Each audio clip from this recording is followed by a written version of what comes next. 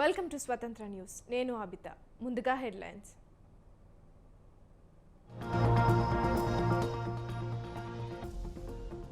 Skill development కేసులో ఏం జరగబోతోంది?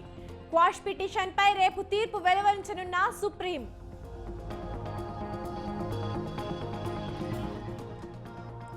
ఇన్ఛార్జీల మార్పులపై జగన్ క్లారిటీతోనే ఉన్నారు.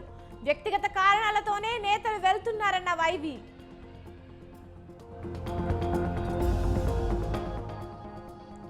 ఎన్నికల నాటికి మరిన్ని మార్పుల దిశగా కాంగ్రెస్. ఏపీ పీసీసీ పదవికి గిడుగు రాజీనామా.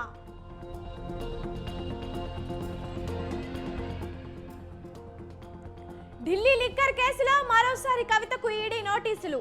న్యాయవాదులతో చర్చిస్తున్న ఎమ్మెల్సీ కవిత.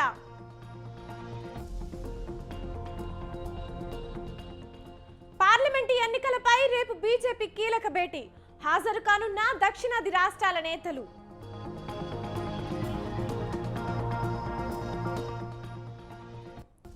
మహారాష్ట్ర స్పీకర్ నిర్ణయాన్ని సవాలు చేసిన ఉద్ధవ్. సుప్రీంకోర్టులో పిటిషన్ దాఖలు.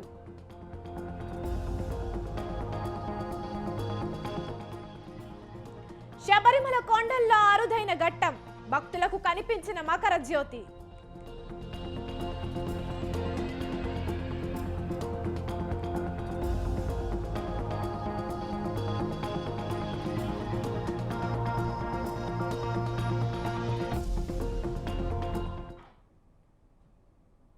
ఢిల్లీ మద్యం కుంభకోణం కేసులో ఎమ్మెల్సీ కవితకు ఈడీ మరోసారి సమన్లు జారీ చేసింది. రేపు విచారణకు రావాలని నోటీసులు ఇచ్చింది. గతంలోనూ కవితకు నోటీసులు ఇచ్చిన ఈడీ మార్చి నెలలో 3 రోజుల పాటు విచారించింది. దీంతో అప్పట్లో కవిత ఈడీ విచారణపై కోర్టును ఆశ్రయించారు.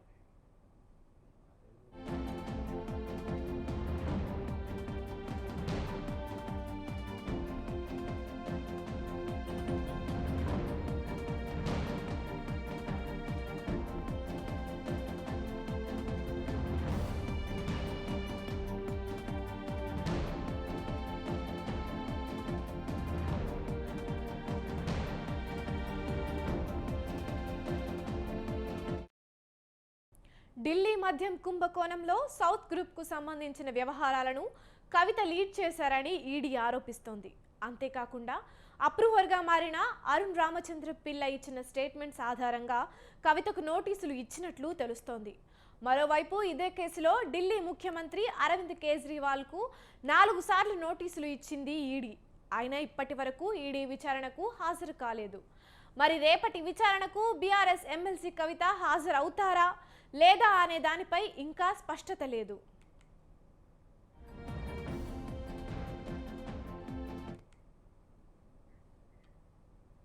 ఎమ్మెల్యేల కొనుగోళ్ల వ్యవహారం తెలంగాణ రాజకీయాల్లో మరోసారి హాట్ టాపిక్గా మారింది. ఈ మొత్తం అంశంలో కరీంనగర్ ఎంపీ బండి సంజయ్ చేసిన వ్యాఖ్యలపై మాటల తూటాలు పేలుతున్నాయి. బండి వ్యాఖ్యలకు మంత్రి పొన్నం కౌంటర్ ఇవ్వగా వెరైటీగా స్పందించారు హస్తం పార్టీ నేత అద్దంకి దయాకర్. అదే సమయంలో బీజేపీ కాంగ్రెస్ ఒకటేనని, కలిసి పోటీ చేయబోతున్నాయంటూ ట్వీట్ చేశారు మాజీ మంత్రి కేటీఆర్.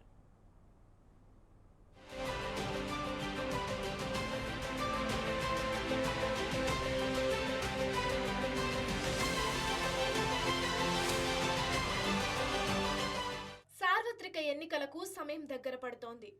తెలంగాణలోని పార్టీలు లోక్సభ ఎన్నికలకు వ్యూహాలు రచించే పనిలో ఉన్నాయి. ఎన్నికల సన్నద్ధతపై సమావేశాలు నిర్వహిస్తున్నాయి. సరిగ్గా ఇలాంటి వేళ కరీంనగర్ ఎంపీ, తెలంగాణ రాష్ట్ర బీజేపీ మాజీ అధ్యక్షుడు బండి సంజయ్ కీలక వ్యాఖ్యలు చేశారు. కాంగ్రెస్ ఎమ్మెల్యేలను కొనేందుకు బీఆర్ఎస్ అధినేత మాజీ సీఎం కేసీఆర్ ప్రయత్నం చేస్తున్నారంటూ ఆయన చేసిన వ్యాఖ్యలు పొలిటికల్ సర్కిల్లో తీవ్ర దుమారమే రేపాయి. ఇప్పటికే హస్తం పార్టీకి చెందిన పలువురు ఎమ్మెల్యేలు కేసీఆర్తో టచ్లో ఉన్నారంటూ ఆరోపించారు బండి. పార్లమెంటు ఎన్నికల తర్వాత రాష్ట్రంలో ఏమైనా జరగొచ్చని అన్నారు ఆయన. కుట్రలకు కేర్ ఆఫ్ కేసీఆర్ అంటూ అభివర్ణించారు కరీంనగర్ ఎంపీ. కాంగ్రెస్ పార్టీ ప్రభుత్వం రాష్ట్రంలో 5 ఏళ్ల పాటు సుస్థిరంగా ఉండాలని తాను కోరుకుంటున్నట్లు చెప్పిన బండి సంజయ్ కేసీఆర్ కదలికలపై ఓ కన్నేసి ఉంచాలన్నారు.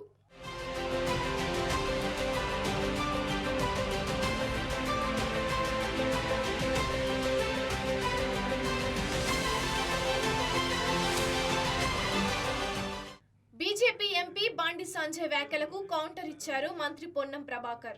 కాంగ్రెస్ నేత అద్దంకి దయాకర్ బండి వ్యాఖ్యలతో బీఆర్ఎస్ బీజేపీ ఒక్కటేనన్న విషయం మరోసారి బయటపడిందని చెప్పుకొచ్చారు. పార్లమెంటు ఎన్నికల తర్వాత బీఆర్ఎస్ పార్టీయే రెండుగా చీలిపోతుందని జోస్యం చెప్పారు పొన్నం. ఇక కాంగ్రెస్ పార్టీ మంచి గురించి బాగా ఆలోచించిన బండి సంజయ్కి తనదైన శైలిలో కృతజ్ఞతలు తెలిపారు హస్తం పార్టీ నేత అద్దంకి దయాకర్. కరీంనగర్ ఎంపీ చెప్పినట్లుగా ఏదైనా జరిగితే అదంతా ప్రజలు చూసుకుంటారని అన్నారాయన. తెలంగాణలో ఉంది ప్రజాప్రభుత్వం అని, అక్కడి వరకు పరిస్థితి వస్తే చూసుకుంటామని చెప్పుకొచ్చారు అద్దంకి దయాకర్.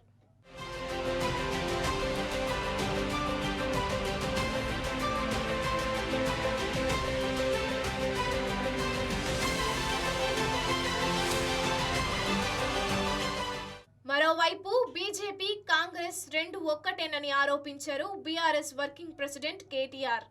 రానున్న ఎన్నికల్లో ఆ రెండు పార్టీలు కలిసి పోటీ చేసేందుకు సన్నద్ధమవుతున్నాయని విమర్శించారు. 2018 ఎన్నికల్లో కరీంనగర్, నిజామాబాద్ పార్లమెంటు స్థానాల్లో బీజేపీ గెలుపునకు హస్తం పార్టీ దోహదం చేసిందని ఆరోపిస్తూ ఎక్స్లో ట్వీట్ చేశారు కేటీఆర్.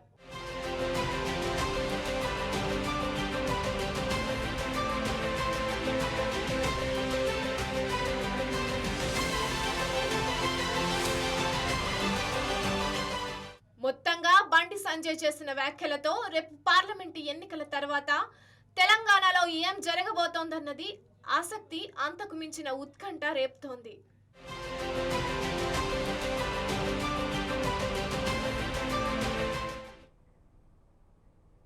స్కిల్ డెవలప్మెంట్ కేసులో రేపు ఏం జరగనుంది? రెండు తెలుగు రాష్ట్రాల్లో ఇప్పుడు ఈ అంశంపైనే ఉత్కంఠ. అవినీతి నిరోధక చట్టంలోని 17A కింద గవర్నర్ నుంచి ముందస్తు అనుమతి తీసుకోకుండా తనపై నమోదు చేసిన కేసును కొట్టివేయాలంటూ మాజీ ముఖ్యమంత్రి చంద్రబాబు దాఖలు చేసిన స్పెషల్ లీవ్ పిటిషన్పై రేపు తీర్పు ఇవ్వనుంది సుప్రీంకోర్టు.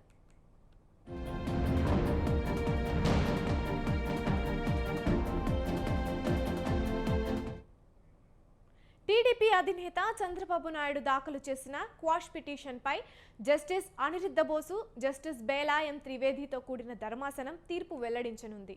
ఈ క్వాష్ పిటిషన్పై తీర్పు తర్వాతే ఫైబర్ నెట్ కేసు విచారణ చేపడతామని చంద్రబాబు తరపు న్యాయవాదులకు గతంలోనే స్పష్టం చేసింది బెంచ్.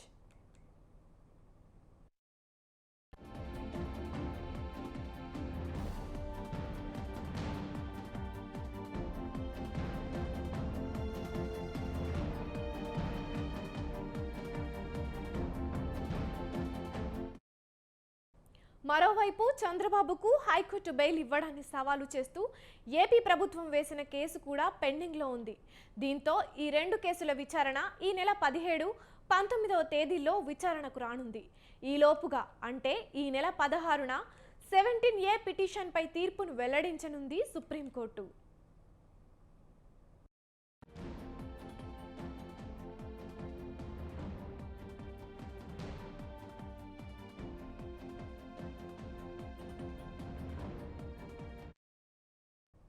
కొద్ది రోజుల క్రితమే స్కిల్ స్కామ్లో చంద్రబాబుకు బెయిల్ రాగా ఇటీవలే ఐఆర్ఆర్, మద్యం, ఇసుక కేసుల్లో ముందస్తు బెయిల్ ఇచ్చింది హైకోర్టు. ఇలాంటి వేళ సుప్రీంలో 17A పై ఎలాంటి తీర్పు వస్తుందోనన్న ఉత్కంఠ తెలుగు తమ్ముళ్లలో నెలకొంది.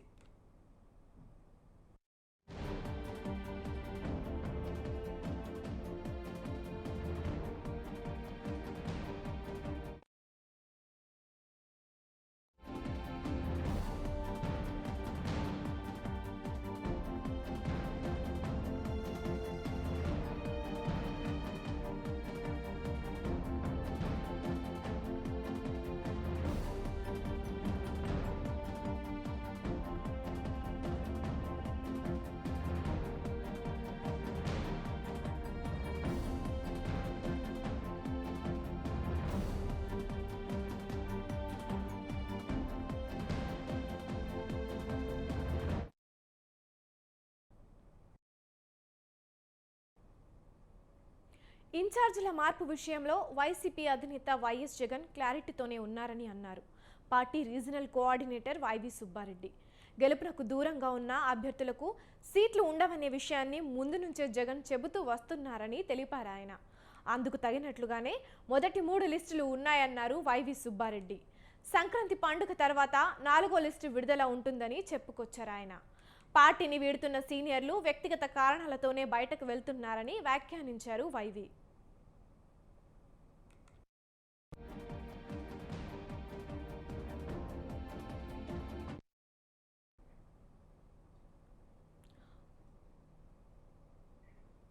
ఒంగోలు లోక్సభ స్థానానికి పోటీ చేయనని సీఎం జగన్కు చాలాసార్లు చెప్పినట్టు తెలిపారు వైవి సుబ్బారెడ్డి. అసలు ఎంపీగా పోటీ చేయాలని తాను భావించి ఉంటే 2019లోనే బరిలోకి దిగి ఉండేవాడినని అంటూ వ్యాఖ్యానించారు. ప్రత్యక్ష రాజకీయాలకు గ్యాప్ రావడంతోనే పార్టీ పనులు చూస్తున్నానని అన్నారు. అయితే ఏదేమైనా అంతిమంగా పోటీ చేసే విషయంలో జగన్ నిర్ణయానికి కట్టుబడి ఉంటానంటూ చెప్పారు వైవి రెడ్డి.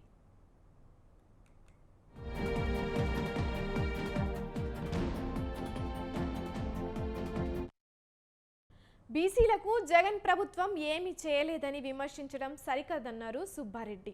దేశంలో బీసీలకు అత్యధిక ప్రాధాన్యం ఇచ్చిన ముఖ్యమంత్రి జగన్ మాత్రమేనన్నారు వైవి సుబ్బారెడ్డి.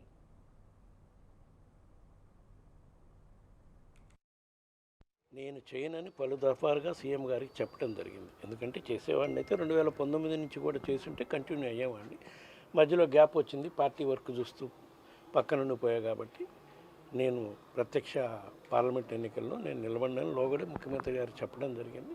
తర్వాత ముఖ్యమంత్రి గారు ఏ నిర్ణయం తీసుకున్నా కూడా చిరసాహిస్తాను. సీనియర్ నాయకులైనటువంటి రామచంద్రయ్య కానివ్వండి, ఇంకో సీనియర్ నాయకుడైనటువంటి మీరు చెప్పిన బాలశౌరి గారు కానివ్వండి, వాళ్ళ వ్యక్తిగత కారణాలు ఏమన్నా ఉన్నాయి. సీట్ల విషయంలో గౌరవ ముఖ్యమంత్రి గారు మొదటి నుంచి ఒకటే చెప్తున్నారు. 175 నియోజకవర్గాల్లో వైఎస్ఆర్ కాంగ్రెస్ పార్టీ అభ్యర్థులు అధిక స్థానాల్లో గెలిచే విధంగా రాబోయే రోజుల్లో మార్పులు చేర్పులు జరుగుతుంటాయి. పల్నాడు జిల్లా చిలకలూరిపేటలో స్వతంత్ర టీవీ ఛానల్ ప్రచురించిన 2024 సంవత్సరం క్యాలెండర్లను ఆవిష్కరించారు. చిలకలూరిపేట నియోజకవర్గం వైసీపీ ఇన్ఛార్జ్ మల్లెల రాజేష్ నాయుడు ఈ క్యాలెండర్లను ఆవిష్కరించారు. స్వతంత్ర టీవీ యాజమాన్యాన్ని, సిబ్బందిని రాజేష్ నాయుడు అభినందించారు.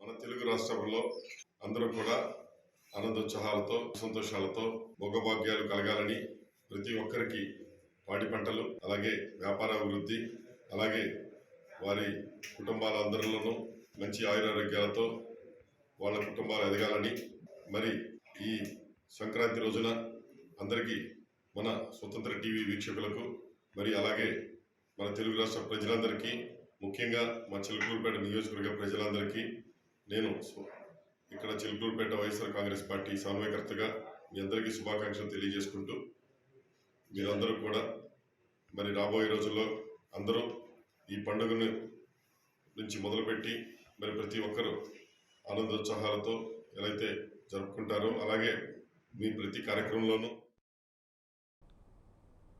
పల్నాడు జిల్లా చిలకలూరిపేటలో స్వతంత్ర టీవీ ఛానల్ ముద్రించిన 2024 సంవత్సరం క్యాలెండర్లను ఆవిష్కరించారు.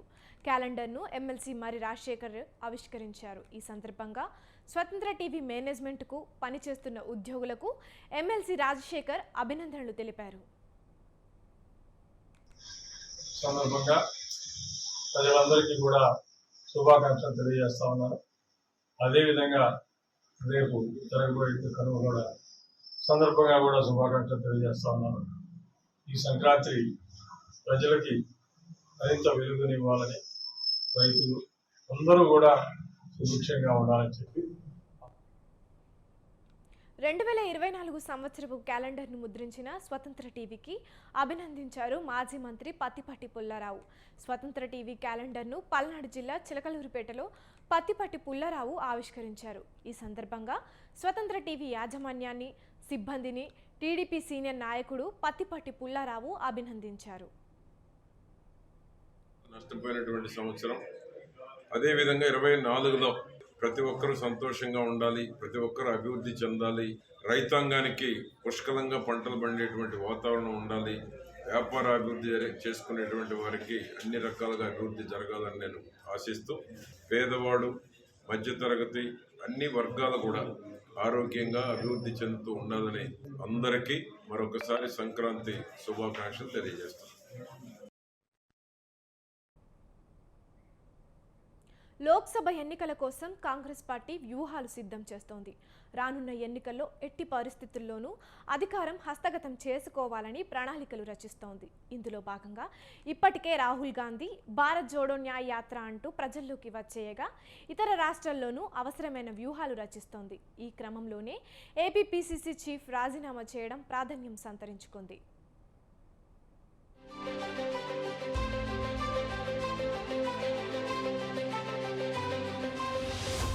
ప్రధాని నరేంద్ర మోడీ హవాకు బ్రేక్ వేయడం ఎలా?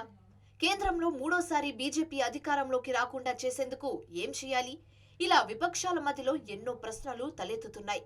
ఇప్పటికే ఇండియా కూటమి పేరుతో జట్టు కట్టిన విపక్షాలు ఈ క్రమంలో ప్రత్యామ్నాయ మార్గాలన్నిటినీ అన్వేషిస్తున్నాయి. అదే సమయంలో కూటమిలో పెద్దన్న పాత్ర పోషిస్తున్న కాంగ్రెస్ పార్టీ తన వంతు ప్రయత్నాలను గట్టిగానే చేస్తుంది.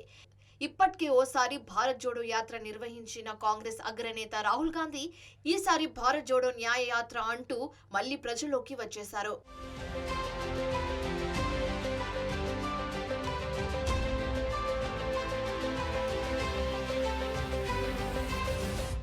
మణిపూర్ నుంచి ముంబై వరకు 15 రాష్ట్రాల మీదుగా రాహుల్ గాంధీ చేపట్టిన న్యాయ యాత్ర కొనసాగనుంది.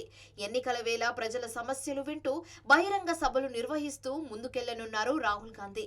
దీని ద్వారా ఆయా రాష్ట్రాల్లో కాంగ్రెస్ పార్టీకి గణనీయమైన సంఖ్యలో ఓట్లు, సీట్లు పెరుగుతాయని అంచనా వేస్తుంది హస్తం హైకమాండ్.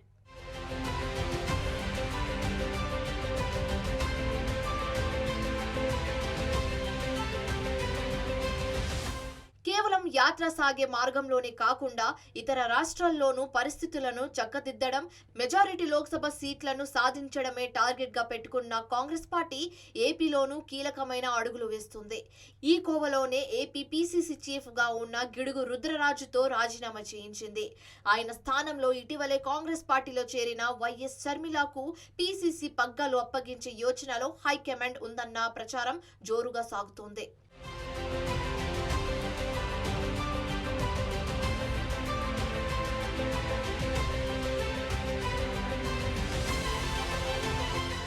నిజానికి షర్మిల రాకను గతంలోనే స్వాగతించారు AP PCC chief Gidugu Rudraraju.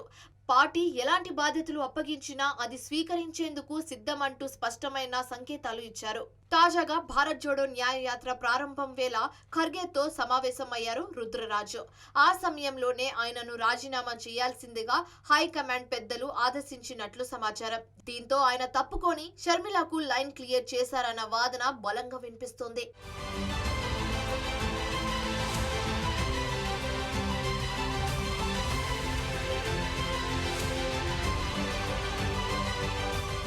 కేవలం ఏపీలోనే కాదు, రానున్న లోక్సభ ఎన్నికల నాటికి కాంగ్రెస్ పార్టీలో ఇతర రాష్ట్రాల్లో మరిన్ని మార్పులు తప్పవన్న అభిప్రాయం సర్వత్రా వ్యక్తమవుతుంది.